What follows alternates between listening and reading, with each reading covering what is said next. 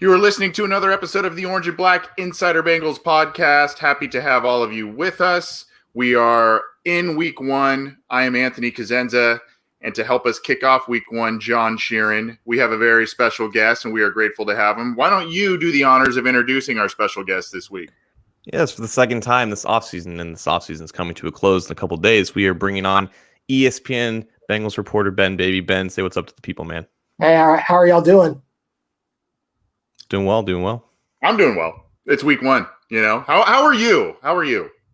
Yeah, I'm good. I mean, we've slogged through it. I think if you get through training camp, you're just happy once week one gets here. I think by the time that space between the end of camp and that first game, you've went over almost every part of the offseason that you could have possibly done.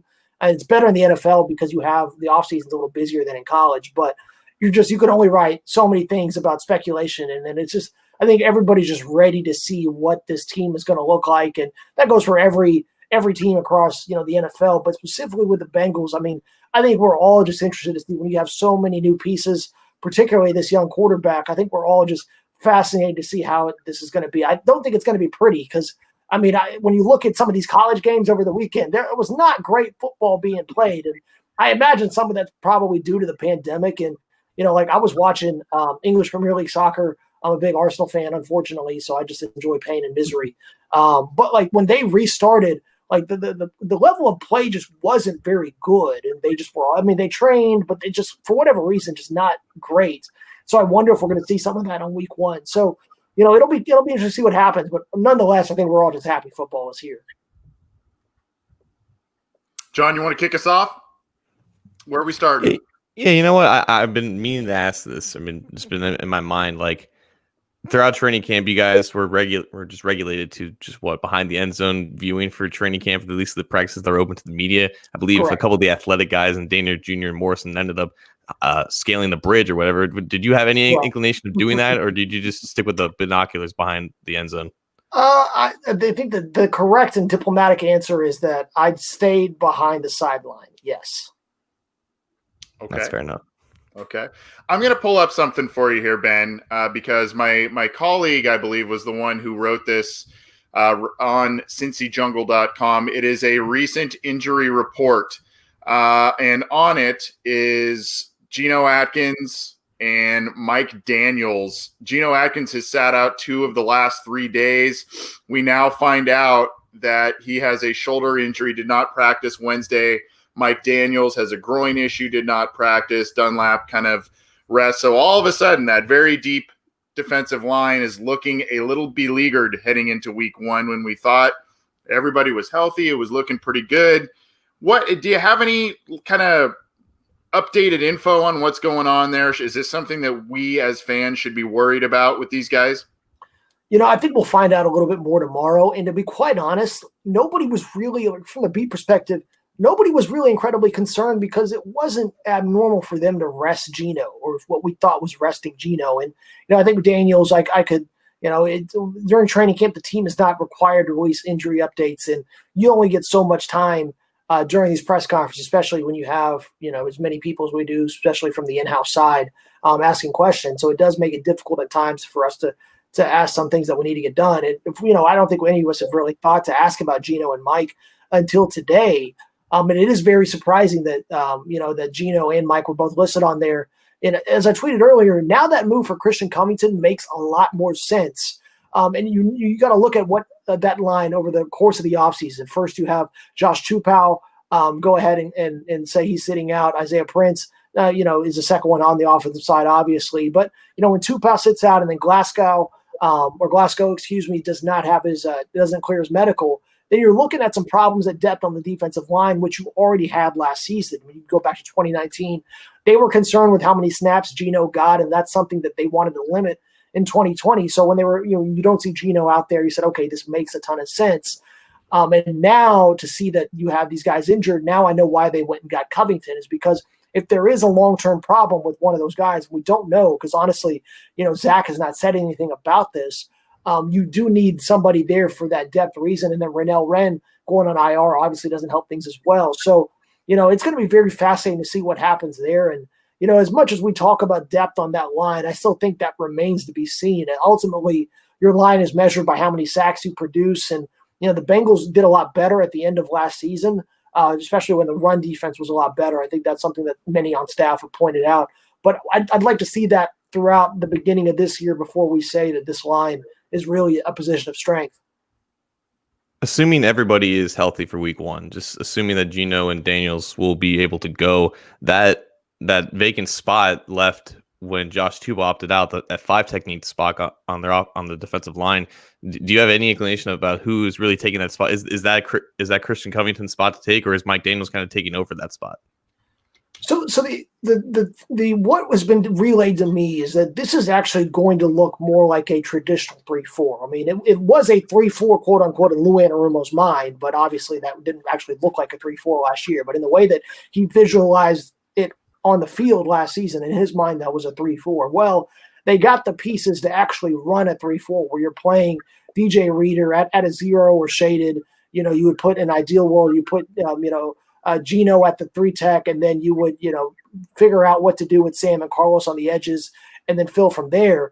Now it is going to be interesting what happens. And, if they are healthy, I think you will see a more traditional 3-4 look. If they're not, it's going to be fascinating. But I think the caveat in all of this is nobody's really playing base anymore. Like, it's just, in modern football, it's very rare that you're going to see someone playing a majority of their snaps in 4-3 or 3-4. You're going to see basically unofficially base dime. You looked at the Bengals depth chart, and that's what they listed on there as a 4-2-5. And so it is fascinating because, in one side, Lou is saying, okay, we are going to be more of a traditional 3-4, but really the game in general is just shifting more to more people playing nickel and dime. Excuse me, I meant nickel earlier. So it's going to be really interesting what that defense is going to look like. But from my understanding, when they got Reader, it was with the intention of this being a more traditional 3-4 base look. Talking with ESPN's Ben Baby, joining us on the program once again.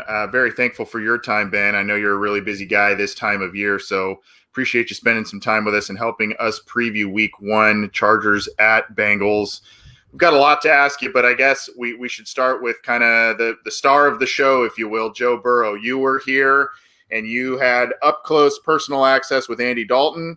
You've had kind of the same, given the pandemic issues, but you've had kind of the same this year with Joe Burrow. What's the difference? I mean, we know the talent. We know what we saw in college. I mean, what's the Joe Burrow effect on the locker room? Are even reporters like yourself coming away chatting with that guy going, wow, this guy has it? Yeah, when I first met Joe in March when he was training with Jordan Palmer, and he's just him throwing. It was interesting. We were out there doing a story on Jordan, and he was throwing with Josh Allen, Sam Darnold, Kyle Allen. They were all out there. You had other college quarterbacks. I think Cole McDonald joined in the mix, and Joe was just like all locked in all the time. Like, we were in Dana Point. It was March. It was before coronavirus hit. And it looked like, it was about as laid back as you could be. And Joe was just locked in. And I was like, okay, that's interesting. And I think he knew the task ahead. And, every time you talk to anybody about Joe, I mean, everyone's just been nothing but impressed with the way that he carries himself, the kind of confidence he instills in the team. And I think that all you need to know about Joe is that he spent the offseason worried about how he would sound. Like, that's something that a lot of people do not think about. You think about, okay, how am I going to throw? But Joe was most worried about how he was going to sound in the huddle and his pre-snap cadence. And so, like, they would go and on Zoom in the offseason, he'd be in the basement, and Brian Callahan and Dan Pitcher would queue up, like Peyton Manning or whoever. You just name some quarterbacks that they've worked with over the years. And Joe would try to mimic their cadence at the line of scrimmage. I mean, it was funny. If you talk to guys who played with at Ohio State, that was actually something that a lot of people didn't think he was very good at early on. And so the fact that he worked on that and is now a strength of his is really fascinating, and everyone has raved about that. And, I think Joe really wants to know all the innate details of what it takes to be a very successful quarterback. I think that's why he's been so good at every level. I mean, he just works really hard at it, and he wants to be good. So in terms of the on-field, how that's going to look on game day, it's going to be fascinating. I think Mike Leach is, I'm a very strong subscriber to Mike Leach's quarterback philosophy, is that a quarterback is either accurate or he's not. And Joe Burrow, from what we saw last season, was incredibly accurate. When we've seen him in 11-on-11, like true live settings, he's looked good. And he's able to put, bad reps behind him, which I think is going to be very instrumental as a rookie, because I'm sure he's going to have a ton of those bad reps. The one question that I do have is I want to see what the arm strength looks like on game days. I still think, a lot of people said, okay, there isn't really much of a concern for it. But you have seen that be, throughout camp, you have said, if his arm was a little bit stronger, that throw would probably be a little bit better. What Joe has been able to do in college is he's been able to offset the lack of arm strength with his great timing. And Joe, I think, will get that down as he gets more reps and gets a better feel for the windows, the breaks, and all of that. I think his progression from year 1 to year 2 at LSU is a testament to that. However, even Brian Callahan did admit during the pre-draft process that the arm strength was a little bit of a concern early in the 2019 season. But as the year progressed, he was able to make the throws he needed. So I'm very curious to see how that looks and how that translates into the NFL, because those windows are going to be tighter. You're just going to have to be able to be even that much more precise and get the ball out quickly, because Joe does not have the arm strength to overcome that.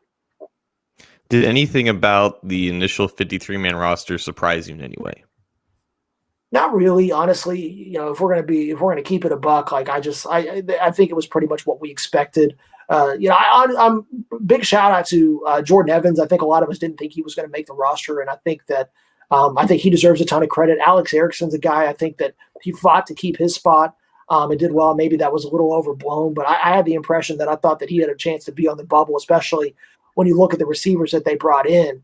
It's hard for him as he continues, to find a role, but he looked really good in that first scrimmage that we saw, had a couple of nice catches, and continues to be an asset. So I think he deserves a ton of credit. Samaje Perine, another guy. Travion Williams clawed onto his spot as well. But by and large, there were no really big surprises. I think a little surprise that Dolagala didn't get carried. They kept Allen instead of Dolagala. I think that was a little bit of a surprise there. Because, again, I still contend. I understand why Zach and the coaching staff felt like they wanted to roster that third quarterback. But, when you didn't renew Andy, you knew you were probably getting a first-round QB, and that guy was probably going to be your starter.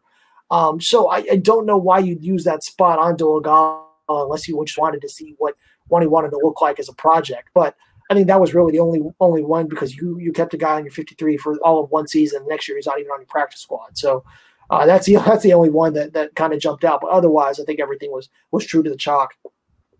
Talking with ESPN's Ben Baby on the Orange and Black Insider Bengals podcast. Grateful for his time and for him joining us on this busy week as the initial week of the NFL season. The 2020 NFL season is kicking off. The Bengals are set to host the Chargers. We'll talk a little bit more deep dive in that specific game in just a second.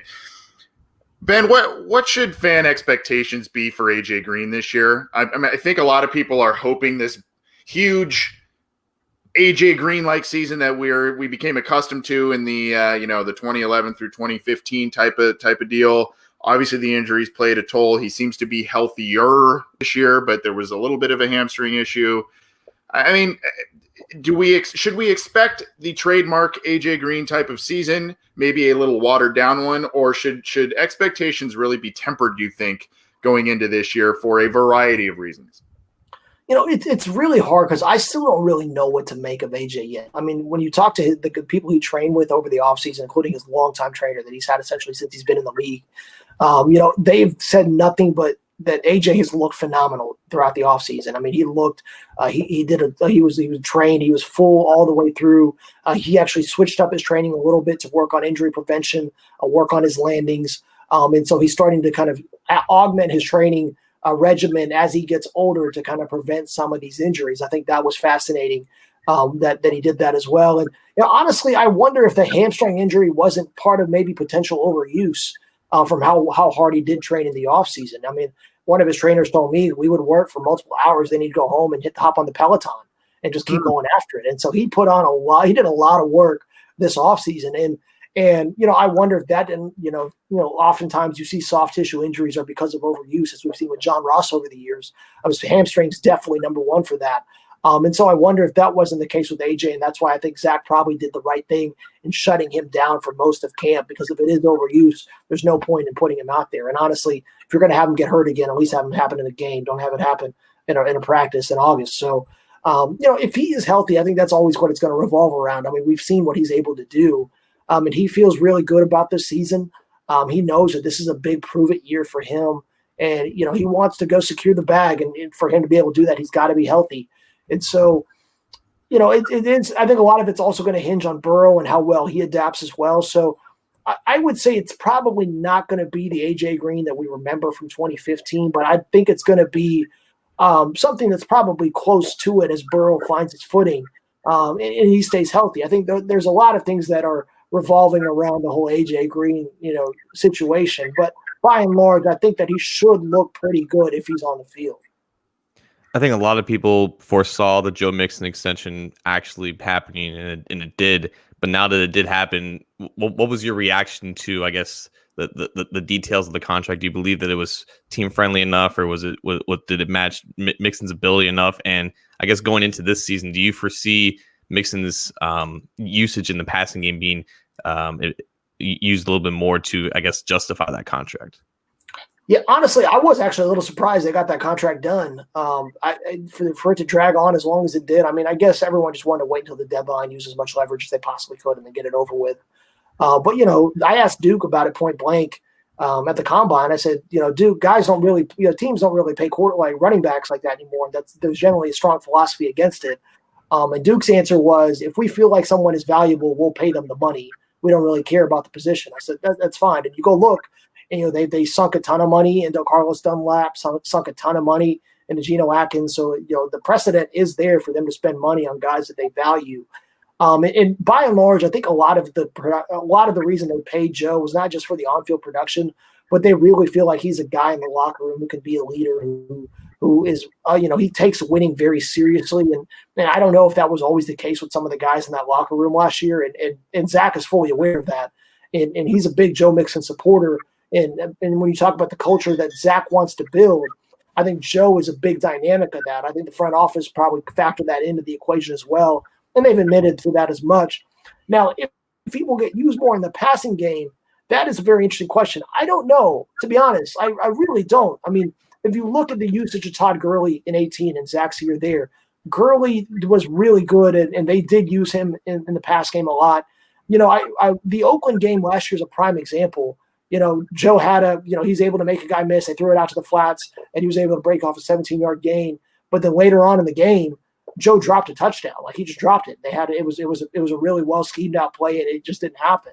And someone pointed that out to me this offseason, that you can scheme it for Joe, but it's just not necessarily always going to work out. And I think what's actually interesting as well is I don't know if Joe Mixon views his role that way either. I mean, he did that at Oklahoma, but when we talked to him last year, his idea of like a dream scenario, you're in a 2 tight end set, you've got a fullback, and you're running downhill and you're going. And that's kind of what Joe wants. He wants to have, the ball 30 times a game in his hand. He wants to be running with steam, have, a strong blocking advantage. And now you're seeing the game kind of go to numbers in the box. Like, that's kind of how things transition. And I think Joe is slowly starting to realize that. I think last year he did a really good job of biting his tongue. Like, I'm sure he was very frustrated with the lack of running game. And essentially they retooled. They admitted they were wrong in the run scheme and retooled it, and it worked out well at the end of the year. Now, that being said, I've never gotten a whiff that Joe is, upset with the way that the usage is. I think he'll do whatever they ask him to do. But I think there also has to be an understanding that he's got to be willing to be using the pass game, and Zach's got to want to do that as well. Because, as we saw with Eckler last year, Austin Eckler with the Chargers, I mean, the way that they lined him up and his usage was really interesting. And I think that's kind of where the running back position is headed. So, it is fascinating. I mean, we could talk about at length about, where the running back game is. And because I do think that there's a place for that style of game, but you've got to predicate your entire team around it, which is essentially what Tennessee did last year. So you've really got to go that route, or you've got to go the other way. Like, you can't play this middle ground role, but that's another conversation for another day. Ben, you touched on a little bit in your what you were saying with Joe Mixon and his new contract a little bit, in that, there was a locker room change into this season, and they maybe shed some dead weight. off the roster, and they completely overhauled the linebacker group. I think they brought in 5 offseason acquisitions at that position group alone, brought in a lot of different help at defensive line, and there should be significant upgrades with Mike Daniels, DJ Reader, Christian Covington even getting in there. I mean, those should all be nice pieces up front. Obviously, the quarterback. Where I'm going with this, and one of our listeners in the live chat talked about this, we're 2 pieces away from the Super Bowl. Tyler Thies says, that may be quite optimistic, but I guess this is where I'm going with this is just as we head into week 1 of the 2020 season, just how improved do you think this team really is at this point in time from where they were last year? I think they're better. I mean, it's hard to be worse than 2-14. I mean, right. I'm picking number 1 for a reason. But that being said, I think Tyler was a little bit optimistic in saying that's all they were away from for a Super Bowl. I think these new guys have a lot to prove. And to be honest, I think linebacker is probably the number 1 position that I'm watching. Because, I'll ask y'all, did y'all ever think that the linebackers weren't free to make plays last year? Did y'all think the DTs didn't do their job? I wouldn't think so. Sometimes listen, Preston Brown's a very nice guy. I don't think he was in even the correct zip code at times. No. But play. I would just stop a play, him and Vigil at times both, or you go, the play is here. What exactly are we looking at? Because the play is happening. Your linebacker, your Mike linebacker, who should be has that gap responsibility, is just gone. He's completely in the wash or just somewhere just roaming around. And the fact that the defense got I feel bad because Preston is a nice guy, but it just didn't work out. But it was an immediate change. It was like that. The second they said, all right, we're putting Pratt in there, that defense got remarkably better. So here's the thing about the defensive upgrades is that I don't know if it necessarily addressed what needed to be addressed. I think the quarterback situation, Wayne's, I think was a good sign. It was an expensive sign. I don't know if that's a contract that will be interesting to watch as it continues to, over the life of that deal. But in my mind, the things that you really need to work on were pass coverage. And honestly, pass rush, I still think is primarily a concern because, I know that Carlos has some good tape and has some good numbers, but by and large, the pass rush on this team is Geno Atkins. You go and look, that is the guy who really strikes fear. He's your Aaron Donald type for years. And for me, when I look at the defensive line, I still don't know if there's a guy that really strikes fear and that's who you're scheming around. That's who you're really nervous about. And granted, they did get better at the end of the year, and so I want to reserve judgment. But, I think the team did get better by and large, but I still think there's a lot of question marks that you're not going to answer until they hit the field. John, it seems like you want to disagree, so I want to hear what you've got to say. No, I couldn't hear the last 30 seconds of that conversation. I think I lagged out for something, but I do agree that those linebackers last year didn't understand what a run fit was or just didn't know how to understand keys. But I think that was a point of emphasis for this offseason. And then you brought in a lot of guys that can combat what a lot of offenses in the AFC North are running.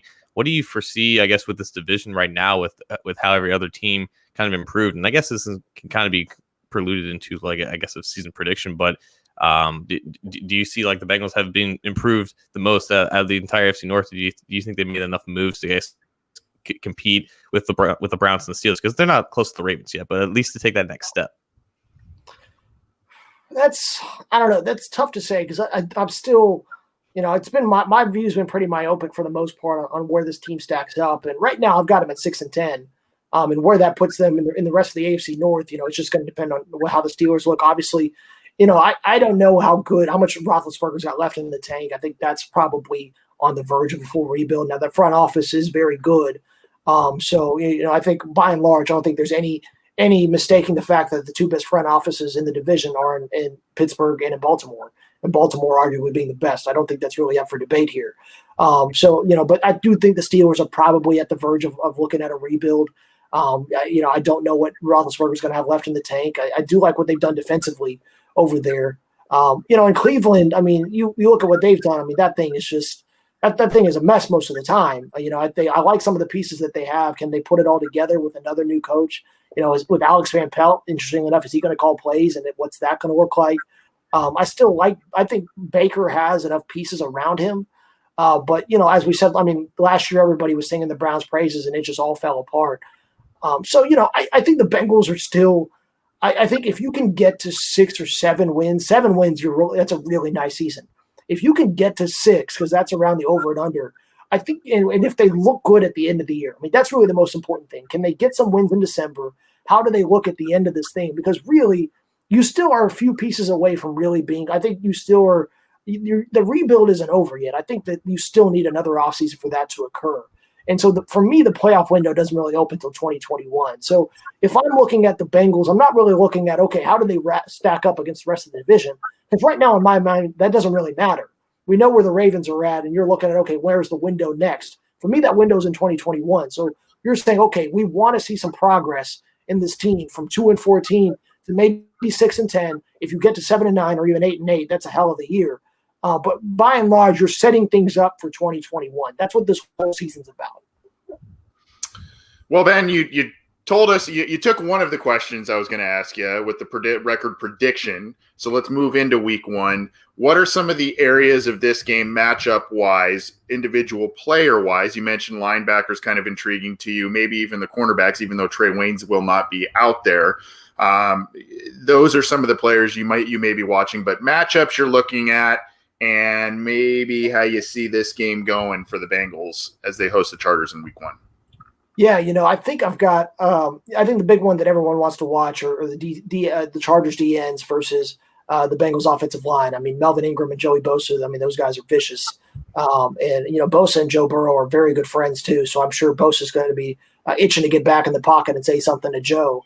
And then he'll rub it in after the game as well. And if Joe ends up making him look dumb, like Joe will be the first one to let Joey know as well. So that's going to be a very fun matchup for those guys. I'm sure not during the game, but like they'll enjoy it. But it's going to be a good test for Jonah Williams. When you've got a guy like Myles Garrett that you're playing twice a year, the Baltimore defensive line looks great. Like Pittsburgh's good. Like there's no shortage of good defensive edge rushers and pass rushers in the division and who the Bengals are going to face. So I think I'm really curious to see how Jonah looks. How Bobby Hart looks on the right side and how much growth he's shown. Mike Jordan's had some good reps throughout camp. He's also had some bad reps at times, but I think you're going to see some growth out of him. I mean, people forget he was a really young guy last year. So he's kind of, a lot of time, he's still kind of, just barely not a teenager. So, I think the second year you're going to see some growth out of him. But that's a big matchup. And then, Austin Eckler against, the middle of the field. The Bengals gave up more yards in the middle of the field last year than any team in the NFL through the air. And it wasn't even close. So are the Chargers going to be able to expose that? How is Lou Anarumo's team going to look? And the thing that I want to preface is that this first week, as we saw last year, can be absolute fool's gold. I mean, everyone who saw that first week last year was like, oh, like I saw some takes last year. They're like, listen, this team isn't going to be awful. Like we've proved like there was a lot of people writing like, oh, like this isn't going to be awful. And then, I saw somebody say, well, not only is it awful, it's awful with an extra side of awful. And so like that first week, I mean, that's the thing is that there's really no tape, especially this year. So you can kind of get in a cat and mouse game and probably play a team a little bit closer than what it looks like. But as the season progresses, you're going to get a more true read on how good this team's going to be. I mean, like I said, I don't know how clean this game is going to be from an execution standpoint. You didn't get to tackle, hardly any, if at all. I don't think the Bengals really even tackled during camp. And the Chargers, I'm not sure what they did, but I'm sure that they were light as well. You're not getting a lot of really live reps. And so you're probably not going to get a lot of scoring. I think I've got it at 20-14. I think that was my official prediction. I think the Bengals will be able to get 2 touchdowns in. But I've got the Chargers winning this one. The big X factor on the other side of the ball was, Tyrod Taylor at quarterback. What's that going to look like? You've had Phillip Rivers, who I think has been a very underrated quarterback throughout his career. I think it's just he's put up insane numbers as someone who enjoyed his receivers, his fantasy targets on my team over the years. I always knew I was going to get good production. And I think, in a post-Phillip Rivers era, what is that team going to look like? Because they're also kind of in a rebuild as well. I mean, you're basically just biding time until Justin Herbert comes in and takes over as your starter. So, I don't think – I mean, the Bengals – it should be a fairly competitive and close game, but I do think the Chargers at this point are in a better position to be competitive, especially when you look at how many new pieces the Bengals are trying to fit in on week 1. I didn't even think about the post-Phillip Rivers aspect, because if Phillip Rivers was still there, I would have guessed that the Bengals would have been up by a touchdown with about a minute to go, and Phillip Rivers would have been at his own 2-yard line. But Ben, taking a lot of your time tonight, I just want to ask you just once, how many times are you going to enter my mentions without following me, man? Listen. I've got a strong Bengals timeline up, and to be honest, I don't even check most of the time when I'm checking Bengals stuff. I really don't even check my home feed, so I just do that on there. And so if I could, most of the time it's kind of a courtesy thing to follow people back, but by and large, I just go ahead and keep it on the left. With TweetDeck now, you don't even got to worry about what tweets you don't see or you do see. I mean, I basically, if you're on that feed, I follow you. So, and to be fair, my tweets are trash, so I always don't know why anybody follows me. That's the thing. My tweets are trash too. Like we're meant to follow each other here, you know. All right, that's good enough. I'll mull it over the weekend, and I'll give it a look here. Y'all do produce some good content, so I can't knock y'all there. I mean, and it's honestly, we do need people from, like, you know, I think there's a disdain from old media towards new guys like what y'all do and what Jake and what James Rapine and what Joe Goodbury do. I think there's definitely a space for that, and if anything, I think it makes beat writers be more honest. I think we have to be better at our jobs because there are people who are going to know what they're looking at. I mean, with the proliferation of tape and with stats and everything, you know, you can't really just run around and be a hack anymore and not get away with it. Like, there's going to be people to call you on your bluff. So I think what y'all do for me, I really don't care about sport. Like, for me, the number one thing is sports writing. Like, that's the thing I care about the most. Like, I could care less if the Bengals go 0-16, 16-0. Whatever, anything in between, like, you know, what sport I'm covering, if I was covering field hockey or whatever. I think the number one thing is, you know, the art and craft of sports writing for me is the most important thing. And I think it's important to have, you know, in this structure, to have people, you know, to kind of push the beat as a whole. I don't know, this is probably not an answer you were expecting or whatever, but I think it's an important role that y'all have as well, because it also forces us to be better at our jobs, which I think by and large is good for fans, because at the end of the day, I think your fan base wins when you have people putting out, striving to put out the best content they possibly can. So hopefully, I know that the Bengals are in a small market, and sometimes it may not feel like they get a lot of love, but I think this market does a really good job, and I think it's a blended approach and what it needs to be in 2020. Well, Ben, first of all, you are very good at what you do, which is sports writing, and we appreciate you coming on the program. You've been very kind to us and this program, so we are very appreciative, and keep up your good work. You don't have to follow me on Twitter. I mean, you can if you want to. I'm not that great at Twitter anyway, but you don't have to follow me. But hey, if you're down in Dana Point again, hanging with Jordan Palmer and the guys, I live like 5 minutes from there, literally. Oh, do you really? Yes. So hit me up. I'll get you your coveted Diet Dr. Peppers. I'll get you a beer, whatever you need, my friend, and we'll talk some shop. But I'd love to hang out with you if you're down in this neck of the woods again. There you go. Yeah. No, I thoroughly enjoyed. Dana Point was probably the highlight of my 2020 so far. So yeah, I'm very jealous of you. But yeah, no, I'm excited. We're finally going to get some football, and we'll see what this Joe Burrow experience looks like. It's going to be interesting one way or another. Well, thanks again, Ben. And John, I appreciate you coordinating with Ben to get him on the program. We hopefully will talk to you again soon. And hopefully this season, Ben, we'd love to have you back on the program. Of course, anytime. Y'all know where to find me. All right. Take it easy. Ben Baby from ESPN joining the Orange and Black Insider. Happy to have him with us. Great guy, very knowledgeable, and bringing the insight that hopefully fans appreciate. And I don't know how you couldn't appreciate that. The guy's just a wealth of knowledge and giving us all kinds of sights and sounds from the Bengals. I know there are some fans, John, that aren't necessarily happy about Ben's season prediction, game prediction. Look, he's not here to, stroke your ego. He's here to give you what, give it like it is. Tell it like it is. I think ESPN did they did that for like a focus group where it's like they made all their like TV personalities tell it like it is, like type of test, and you test into like a certain type of percentile. And I would guess that Ben would test very high in that. And it's good that he pisses off fans, because at that point that means he's just telling the truth. So that's why we bring him on, because we're not here to make you guys feel better. We're here you guys to literally tell it how it is. Yeah, I mean, if they're not doing well, or if things are a little sketchy, we're going to tell you about this. John, you send me a little message here. Are you sure you want me to share this about a comment that was placed in the... Oh, plaster that. Make sure it's up there for the entire show. I want that up there the entire show. Okay, I'll find it here again. I think it was like 8:47. Okay, I'll look this up. It was a very interesting... Daniel Randall, man. That's a great last name. Yeah, Randall. Where is Randall tonight? The other Randall. Randall couldn't make the trip. I couldn't stash him in my trunk. Not like the first time. When he was silly. Well, let me see. You said 8:47, huh? Is that what you said? Here it is. Okay. Someone told me John Sheeran looks like a dirty Q-tip, and now I can't unsee that. So, John, you wanted me to share that. I had to double check that you actually wanted me to share that on the air. But and Jake Blisco, if you're still in the comment section, we ignored you on purpose. Well, you got a shout out anyway, so it's good. It's all good. But hi, Jake. I'll tell you hi, Jake. Even though you didn't want a hi from me, you wanted a hi from Ben, but that's okay. You got one anyway.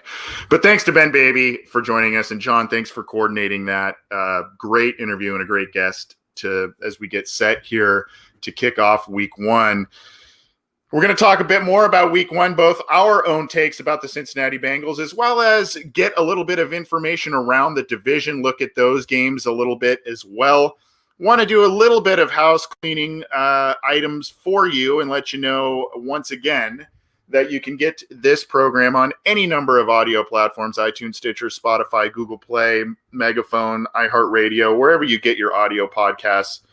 We are there. You can also subscribe to our YouTube channel. Please do so. You can get content from John and I, as well as Matt Minnick and his Chalk Talk episodes that go up on our website.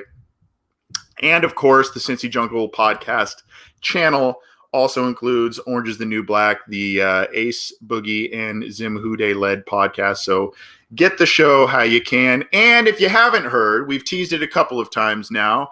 I think Matt Minnick and John and I kind of threw it out there on Twitter a little bit as of Wednesday. We will be doing a pregame show, and it's brought to you by Narragansett Beer. And we're happy to have them aboard. We also had an interview with the owner and operator of that brewery, which was pretty cool. But they'll be sponsoring our pregame show. John, should be a lot of fun. It won't be a lot of buttoned up type of stuff. It'll be kind of us hanging out, talking Bengals, doing some different things. But looking forward to it. It should be a good time. I think my buttons will purposely be unbuttoned for that. I'll have to find a button shirt because I haven't worn one in, I think, 7 months now, because why the hell would anybody? But yeah, if you guys are watching the pregame tailgate, hopefully you guys cracked open a Narragansett beer. I personally cannot wait to try the Del Shandy. It is a summer shandy, but they have a bunch of other lagers and types of traditional beers like that. So definitely crack open to Gansett and join us on Sunday. Absolutely. It'll be a fun time. It'll be a combination of John Sheeran, myself, Matt Minnick will kind of be tag teaming the episodes. And of course, we will be bringing you post-game shows as well for each game, going over what just happened, giving you some instant reaction and analysis on how the Bengals fare after each game. John, are we really keeping up Danny Randall's comment up the entire time? Look, man, you're on the control panel, man. I just made a request. Okay. Well, maybe we'll pop it. I'm gonna hide it. I'm gonna hide it for now. Maybe we'll bring it back up. But anyway, interesting comment from Danny Randall. How about Danny tells you who made that comment, because he passed the buck there. Did you notice that? He said, he's the messenger, but he still gets the flame for that. I mean, I'm not here to be fair. I'm just here to make jokes. Well, John, let's move into some news and notes. We talked about the Cincinnati Bengals injury report. Again, for those who missed it earlier, Geno Atkins has been out a couple days this week, and as of Wednesday did not practice with a shoulder injury. Mike Daniels with a groin injury did not practice Wednesday. Carlos Dunlap also resting on Wednesday. You had a personal issue with LaShawn Sims, the cornerback, who has actually been noticeably absent, I think, this entire week, right, John? So he's out there. And then, of course, not Sean Williams still nursing that calf injury. So a little bit of all of the injuries are on the defensive side of the ball, at least noted on the Wednesday injury report. So that's a little concerning.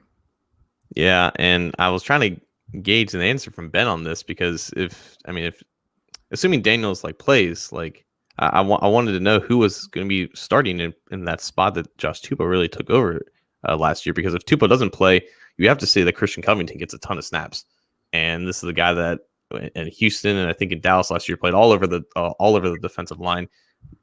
For the majority of the time, it was an under tackle spot, which is at the 3 tech spot, which is what Geno Atkins plays. But I think he was brought in specifically to back up DJ Reader. But when you have minimal depth there, then you have to use guys like Covington and Andrew Brown who is, I guess, like the 5th defensive tackle on the depth chart now for, 20 to 30 snaps this game because, DJ Reader's first game, his debut with the Bengals, he's going to be out there for, I would have to guess, 70% of the snaps if Daniels and or Atkins aren't able to go.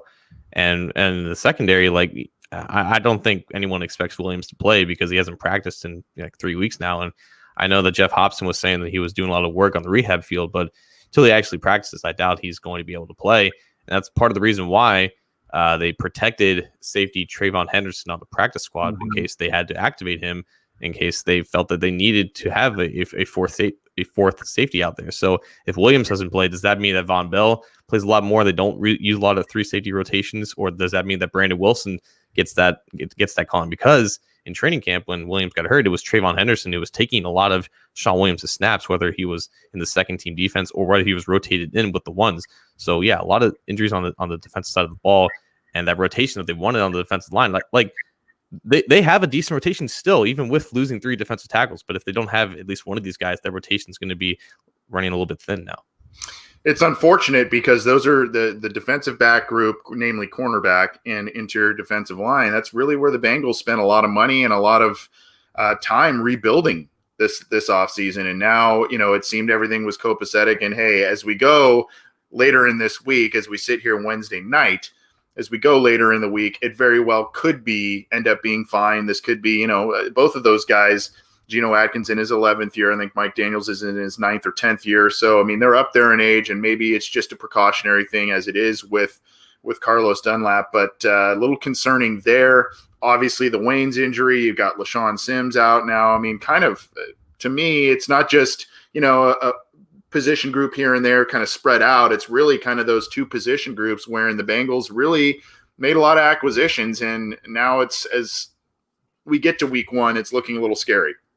Right. And if Sims is inactive, then it's okay, because at the end of the day, he's just a reserve cornerback. And normally, if you have 6 cornerbacks on the roster, you going with 5 active is not the worst thing in the world. If they are light at defensive line, like if they have, I guess, 7 to go and they don't activate or elevate anybody on the practice squad, like the only guy they could would be either Khalil McKenzie or Kendall Futtrell. And one of them just joined the team about 2 weeks ago. So, or I guess they still have Amani Bledsoe and Freedom Akinmalodo. So maybe one of those guys gets elevated if they feel like they're really light there. But if they have to go 7 defensive linemen, hopefully the Chargers don't pass the ball that much with Tyrod Taylor, because again, that rotation is going to be thin. But in the secondary, I think with Sims, he's been out, I think, for, a week or 2 with an unidentified personal issue. So they're not really giving us a lot of information about that. But even if he does return to practice, which seems kind of unlikely, it doesn't seem like he's going to be active. And we can kind of gauge, I guess, who these inactives are going to be for this week. If it is Sims, say it is Sean Williams too, so that's at least 2. And if they go 8 offensive linemen active, that leads them to get 48 total active spots. So they only need just 3 more inactive players. And maybe that's one of Geno Atkins and Mike Daniels. Maybe it's both. And maybe then you have to pick between like Shaq Calhoun, who they just signed about a week ago, or like Travion Williams at running back. So at the end of the day, this team is still a lot more healthier than I think the perception is at the moment, especially with AJ Green and John Ross being full participants in practice, having no setbacks with their respective injuries. So the offense is looking good. And for Joe Burrow's first NFL game against a defense that has ferocious pass rush and talented cornerbacks, that's all you can ask for on that front. But yeah, that defensive line is going to have a tall task, especially against the offensive line of the Chargers that I think improved a lot this offseason. Yeah, cupboard stacked for Joe Burrow in his first start there. So, I mean, really, it takes pressure off of him to have so many surrounding weapons healthy and available on that side of the ball. But there's also pressure going to be put on them, pun intended, with the offensive line coming under scrutiny here. John, I wanted to share this one too. I think most Bengals fans have heard this now, but the captains have been announced. This article is up on Cincy Jungle, and you can find out a little bit more information. But any surprises for you on these 7 names here? Von Bell, Giovanni Bernard, Joe Burrow, Josh Bynes, AJ Green, Kevin Huber, Sean Williams are the designated captains on this team this year. Well, when we talked about this about a month ago, I believe we mentioned like Von Bell being like a surprise or like an underdog candidate. And I believe we talked about Giovanni Bernard and AJ Green becoming captains again. But this is 3 out of 7 of these guys are like they're new additions for this year. And I think that's the most surprising thing, where it's like we talked about guys like Sam Hubbard and Geno Atkins and Trey Hopkins, guys who've been with this team for multiple years now, guys who are incumbent veterans that have been inside this locker room. But you have a lot of new faces here now taking on leadership roles. But again, like these names, like throughout this offseason, like these are guys that have assumed these type of roles, specifically with Josh Bynes, who I think everybody on the defense side of the ball recognizes as just a bona fide leader of men and all that kind of stuff. Joe Burrow is obviously the most, I don't want to say shocking because again, like everything that you hear about him, it's validated and it's just in unison about how much of a leader this guy actually is. But to see a 23-year-old rookie quarterback who hasn't even played a game already with the captain's patch on his jersey, that's special, man. And I think we have to recognize that. Agreed. And I also felt that by the way, you were being kind about saying we said Von Bell could be a surprise guy. I think you said that. So we're a team here, man. We're a team. You're too kind. So I think that, yeah, I think the fact that Joe Burrow is a captain, that speaks volumes. We, among talking about all kinds of different things with the Cincinnati Bengals, Trey Hopkins' name has come up in recent weeks. And I was a little surprised, maybe since he's kind of stepped to the forefront on some of these and being a little bit more vocal on some of these other issues out there. I was a little surprised that maybe he didn't get a nod here, but understandable about Bynes, Green, Bernard. Guys, Green and Bernard have been in this locker room for a long time. Bynes, like you said, valued veteran voice. Huber been in the locker room a long time. Same with Sean Williams. So I think it's a good mix. You got your special teams kind of represented. You've got your offense and defense represented. Young guys, older guys. And I think it's a good mix. And they did well on the captain designations. Brian Creamer in the YouTube comment section: Bengals Bell is a better leader than the Reds Bell. Referring to David Bell, the manager of the Cincinnati Reds. Right. I think this is the first time, at least from what I remember, that there are 7 captains. I think it's usually been 5 or 6, maybe. But I believe it was Zach Taylor who said that he had his offensive guys vote for 2 offensive guys and a special teamer. Defense votes for 2 defensive guys and a special teamer, and that's how they ended up with 7. Maybe it was 3. I'm not 100% sure on the process. But the guys that they did pick make sense for everything that we've heard about their leadership capabilities this year. And I'm just glad we had another excuse to see Giovanni Bernard's fantastic mustache. Yeah. Someone had brought that up there. His mustache is just pretty unbelievable. I'm trying to find a picture of it, but it is very Magnum PI-ish. It is, I don't even, how would you describe, what's the best way to describe his mustache? It's full, it's bushy, it's there. there was some meme that was circulating like a couple years ago, and I think it was somewhat problematic, but it was just this dude with this thick mustache. It looks exactly like Gio's, and I was trying to find it, and I couldn't end up finding it. But that was the first thing that came to mind. Couldn't end up finding it. Well, for those who have not seen it, it's his ESPN. Since we had Ben Baby on the program, we'll give ESPN a little shout out here. It's his ESPN stat page. Take a look at that bad boy right there. That is just as full of a mustache as you can get, and that is not a mustache that I can. Like that's not a handlebar. That's just a full on that's a barbell, right? I don't know. Yep. So Giovanni Bernard's mustache getting a lot of run this past week. I don't know why it's taken this long for this past week to for people to catch up to it, but whatever. It's pretty. I chose the wrong week to shave, by the way. Yeah, especially when we're talking about Gio's mustache. Any other news and notes you want to get to before we get to our new segment coming up here, John? Nope. I think we should just move on. Okay, so we will move on, and I didn't even consult with my co-host here. I just had this grandiose idea of a new segment for the regular season, and I don't know. We'll try it. Hopefully, it doesn't fall flat on its face. What we're gonna call this segment is Call Your Shot, and what this is an opportunity for us to talk about a prediction for the game, score prediction and outcome, but also maybe some wild predictions, etc. Going into week 1. So, John, do you want to start, or do you want me to start this one? Oh man. You start. Okay, I should take the heat off of you since I've created this.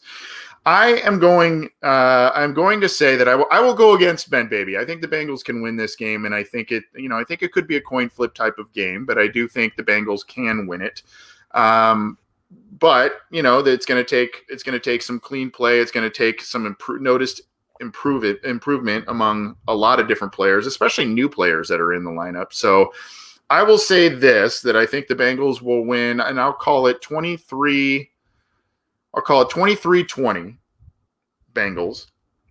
And what I'm going to say is you are going to get rock solid, not average, not above average. You are going to get rock solid star type of play from your tackles. New left tackle, Jonah Williams, and embattled right tackle, Bobby Hart. Those two guys will come up huge against this vaunted Chargers defensive line. Come at me next week because I'm sure I'll look silly. But I think that's where I'm going to go with my wild prediction this week. I look at this like, I don't know. I wish I knew the history about this, about how many times a team was a 3.5 point underdog as their home opener. I mean, it makes sense because the Bengals were trash last year and the Chargers are a really good team. I think they're better than a lot of fans will give them credit for. I think something has to culminate. It has to matter about what this offseason was for this team. I think there's a tangible sense of urgency, and I don't know what the emotion or the verb is for just feeling doubted. But I just think that they come out of this game and they score an opening drive touchdown. And I think Joe Burrow has a phenomenal start to the game. It's not going to last the entire 4 quarters or 60 minutes because, again, this defense features 2 amazing quarterbacks in Casey Hayward Jr. and Chris Harris Jr. Nasir Adderley is an up-and-coming player at safety. If they had Derwin James, it would be hard to see Joe Burrow having any success in this game because that's how much he matters. But even with AJ Green, Tyler Boyd out, those are tough matchups with Hayward and Harris, and not to mention the guys we've already mentioned in Bosa and Ingram. But for the first drive, I'm expecting a touchdown, relatively quick, extremely efficient, and then everything kind of just evens out from there. It's a tough game. It's a close game because of everything that's just colliding. The Chargers are the better team. They have the better roster. They have the more experienced guys at the most important positions. But the Bengals, they don't have to travel across the country. And they compiled 9 months worth of negative energy that they've heard, and they just channel it in just one game.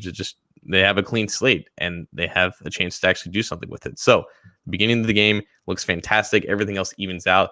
I don't know who's winning this game, to be honest with you. I think it's easier to predict a loss because the Chargers are just that much better right now than the Bengals that we know of.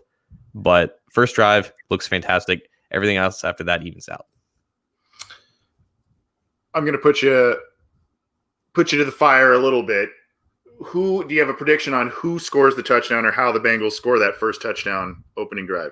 I think it's one of the tight ends because we've been hearing lately that Burrow's been going to his tight ends a lot in the 11-11 periods. I don't know how much Drew Sample's going to play, if he's going to rotate in with CJ Uzomah or he's just going to be on the field.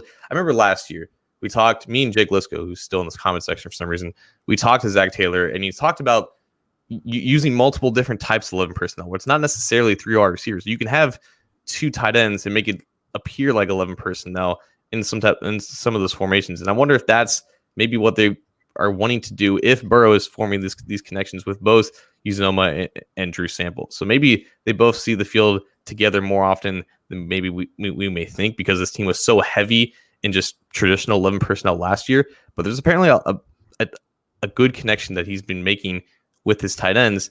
And I think that's one of those 2 guys is who catches the first Burrow touchdown. I'm just calling it right now. Okay. Look, I said this could be a coin flip game because I truly believe some people believe that the Chargers are a mile ahead of the Bengals in terms of talent and who they have. I think the Derwin James loss in terms of injury is a massive loss, especially when you're going up against a rookie quarterback. We talked about that on previous shows. I think that's just a massive, massive loss for the Chargers. Not to say that they still don't have a lot of talented players, but they're going to need to try and acclimate to life without Derwin James. And it may be tough this first week trying to, especially without preseason games and all of that, it could be tough for them to try and get their defense playing in a way right away that they want to. You've got Tyrod Taylor, who hasn't been a starting quarterback for a while, now making a start on the road. And, I don't see, even though the Bengals are coming off a 2-14 season, I don't really see this large chasm of talent differential. I don't see a large chasm of, this is an insurmountable game for the Bengals. I think it's actually pretty winnable, especially when they get the Chargers at this point in the season. I think it's pretty winnable. So, I'm pretty comfortable with my prediction. I think even I think I had a 7-9 season prediction for the Bengals, and I think I had them winning this first game all along. So I'm pretty comfortable with that. I'm not comfortable with my call my shot. But hey, why not go big week 1, right? Who are you going to particularly be watching the most, John, this week in week 1 as the Bengals host the Chargers? I want to watch Burrow as much as possible, but I also want to watch Jonah Williams, like him going up against both Bosa and Ingram, because they kind of rotate sides on that defense. Like 616 days, I believe, 616 or 612. That's how many days it's been since Jonah Williams played with Alabama against Clemson in that 2019 national championship game. Like that's like 53 million seconds. I did the math actually for an article that's going up on Cincy Jungle. That's a long time between playing football. And I believe Williams said in a press conference this week that he's using this game as like a measuring tool for where he is right now, because for all the work that he's done this offseason, because he gained a lot of muscle mass and he's looked phenomenal in training camp and all that stuff is good. Like this is the real deal. You're going up against two of the best edge rushers in the NFL, and the guy that you're working with on the opposite side is one of the worst tackles in the NFL. So a lot of it's going to be on you, and a lot of the pressure is going to be on you to keep your franchise quarterback in his debut clean. So I'm going to be watching him a lot. I want to watch where they use Von Bell in this defense. I want to see if they just use him in the box specifically, or they want to use both him and Bates as kind of like two deep shells against Tyrod Taylor in this offense. So it's going to be a lot of just watching the new guys on this team, because these are the guys that are supposed to make this team better. And maybe, I guess, we'll get a good measuring about how much better they are in week 1.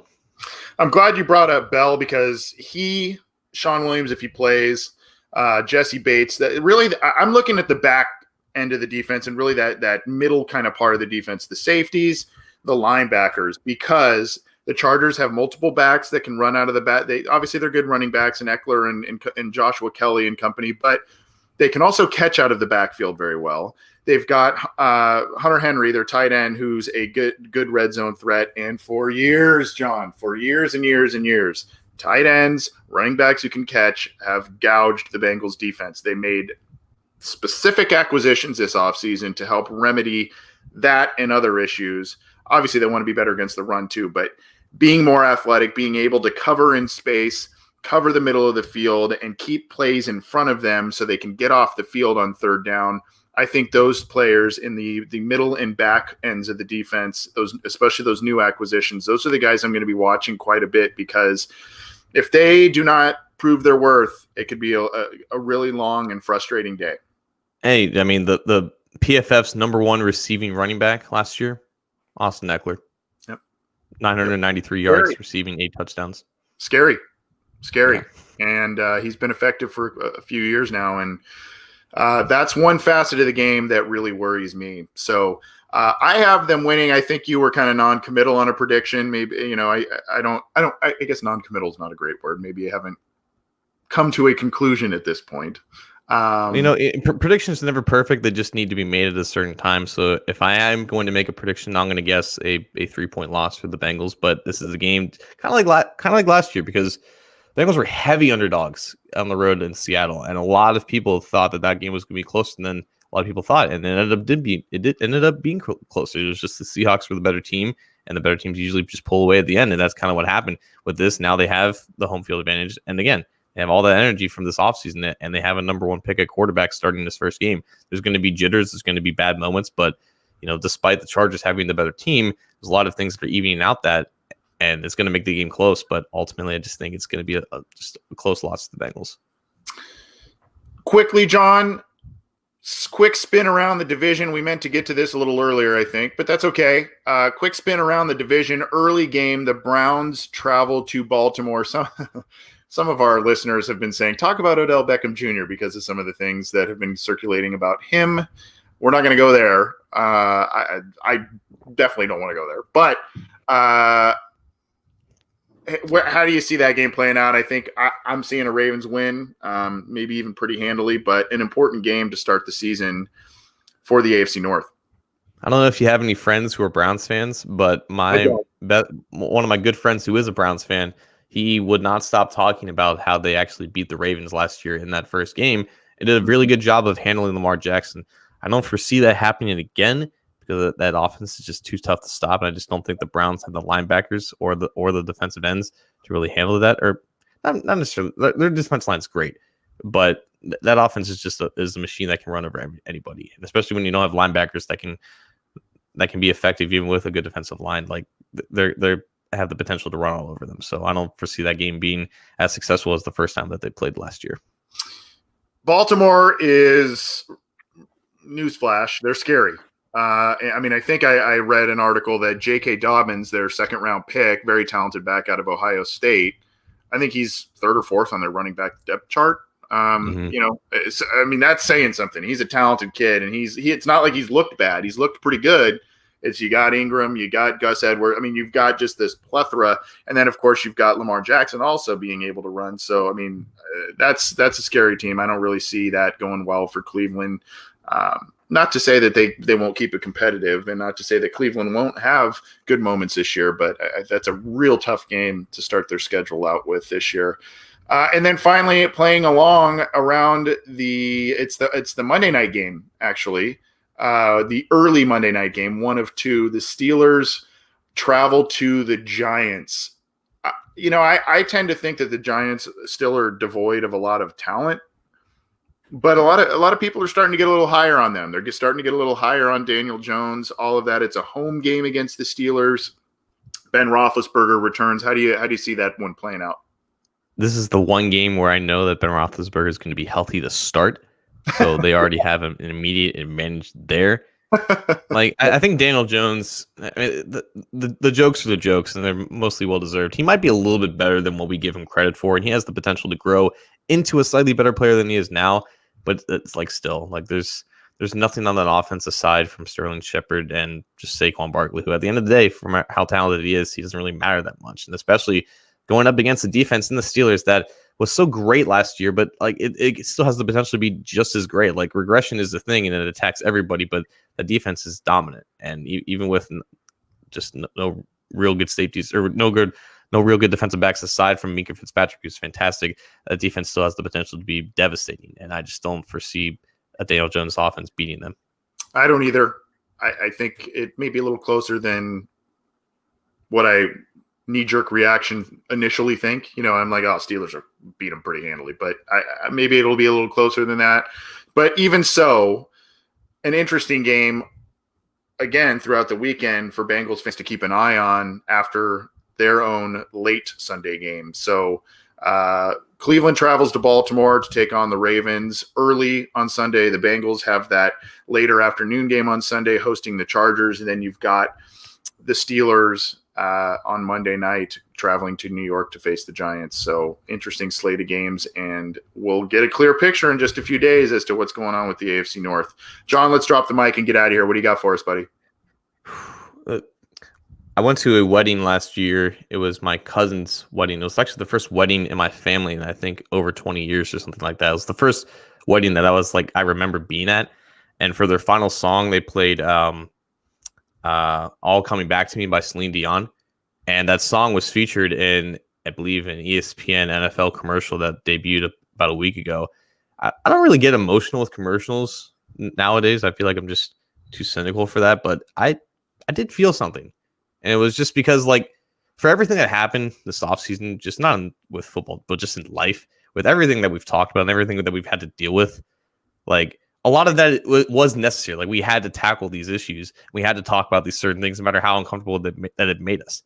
But the fact that we're here now, able to still cover the NFL as a job, which as an occupation, which is fantastic, and for the NFL to be actually happening despite no bubble and to only have like a handful of people testing positive for COVID-19, which is still running rampant throughout the world, for this to actually be happening, I don't know, it just kind of hit me in a way, and I just felt like a sense of vulnerability and a sense of goodness for the first time, just realizing that this thing is actually happening, and who knows how long it will last, but at least on this show, we're going to take advantage of every week that we can get. Yeah, unfortunately, I hate to say that I have not seen it yet, but I have heard about that commercial. So yeah, very, very interesting.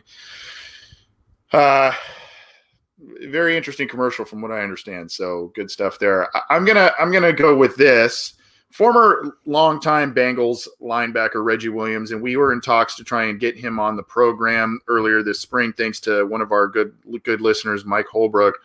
He connected us there, so we'll try and do that again. But Reggie Williams, who played on both Super Bowl teams for the Cincinnati Bengals, has just released a book. It's not only about his Bengals career, it's about the injuries that, and by the way, he's had a number of injuries that almost caused him to lose an leg to amputation.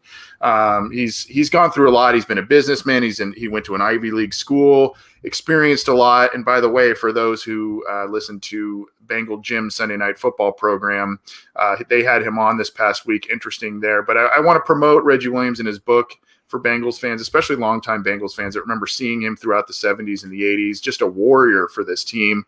Really an unheralded guy in terms of overall NFL folklore. But he did put out a book. Apparently you can buy them at a bookstore out of Sarasota. I think it's One Bookstore or Bookstore One out of Sarasota, Florida, and they're signed copies, and I think they're about $27 to $30. So I just want to plug that for him. We'll try and get him onto the program again. We'll reach back out to him. We kind of had a little bit of an agreement there, but some scheduling stuff came up. But if you're a Bengals fan, especially a longtime Bengals fan, I recommend that you check out that book from Reggie Williams. Seems to be an awesome guy. And, I just want to plug that out there because I know he's been pumping it out on some of the Bengals channels. Yeah, I'll have to check it out.